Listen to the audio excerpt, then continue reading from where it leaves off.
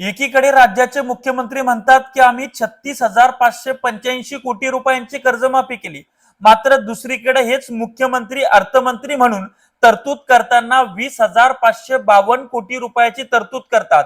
मग जर 36,000 कोटी रुपयाची कर्जमाफी असेल तर तरतूद ही 20,000 कोटीचीच का, असा प्रश्न निर्माण होतो. या प्रश्नाचं उत्तर आपण जाणून घेऊयात. नमस्कार, मी ज्ञानेश्वर खरात पाटील. पावसाळी अधिवेशन सुरू झालं.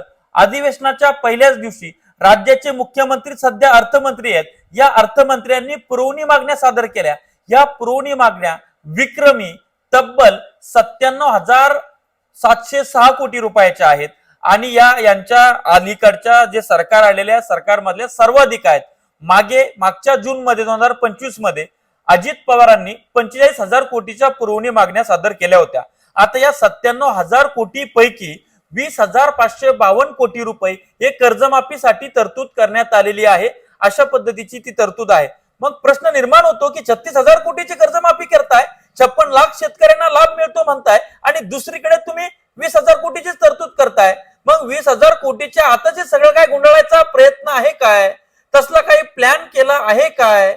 दाल में कुछ तो काला है दया, आणि तो काला असं आहे, ते डाळीत काळ असं आहे की एकीकडे हे म्हणत असले की 36,000 कोटीची कर्जमाफी आम्ही करतोय, 56 लाख शेतकऱ्यांना लाभ मिळतोय, मात्र जोपर्यंत शेतकऱ्यांच्या खात्यामध्ये कर्जमाफी होत नाही तोपर्यंत किती शेतकऱ्यांची कर्जमाफी झाली आणि त्या कर्जमाफीसाठी किती निधी लागला याची आकडेवारी समोर येऊ शकत नाही. परंतु फेक नरेटिव्हची फॅक्टरी म्हणजे देवाभाऊ आणि यांचे प्रवीण परदेशी आणि यांची सगळी यंत्रणा आहे. मात्र दुर्दैव मरण इथं शेतकऱ्यांचं होत आहे. अहो, तुमच्या निस्त्या 2019च्या निकषामुळे इथे 12,71,000 शेतकरी आजच त्या कर्जमाफीतून बाहेर पडलेले आहेत.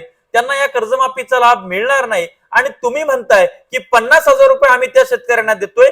ते 50,000वर थुंकायला सुद्धा तयार नाहीत, कारण की त्यांच्याकडे 1.5-2 लाख रुपये सध्या या खरीपाच्या तोंडावर भरायला नाहीत, कारण की त्यांना सध्या खरीपाची पेरणी कशी करावी हा प्रश्न निर्माण झालेला आहे.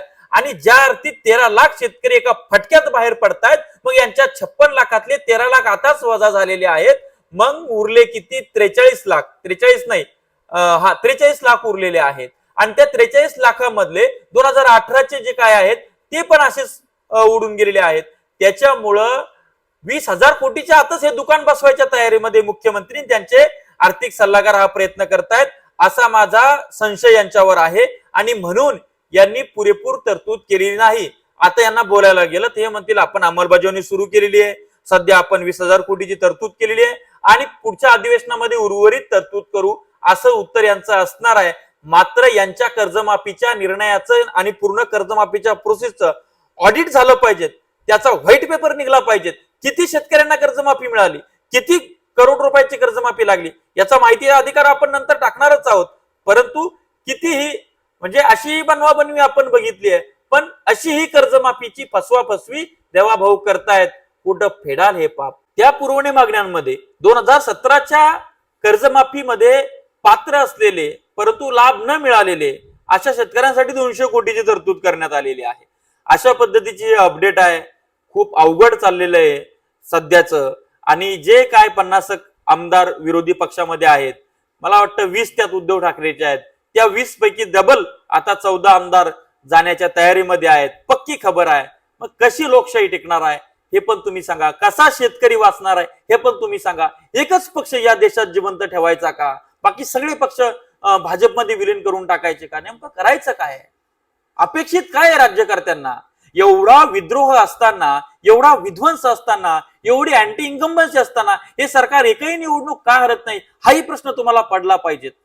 कारण या लोकशाहीमध्ये विरोधी पक्ष सुद्धा जिवंत असला पाहिजेत, तो सत्ताधाऱ्यांना नीट चालायला भाग पडतो. पण दुर्दैव या महाराष्ट्राचं, या देशाचं आणि या जगातल्या सर्वात मोठ्या लोकशाहीचं की जी आज धारातीर्थी पडली आहे, जखमी झालेली आहे.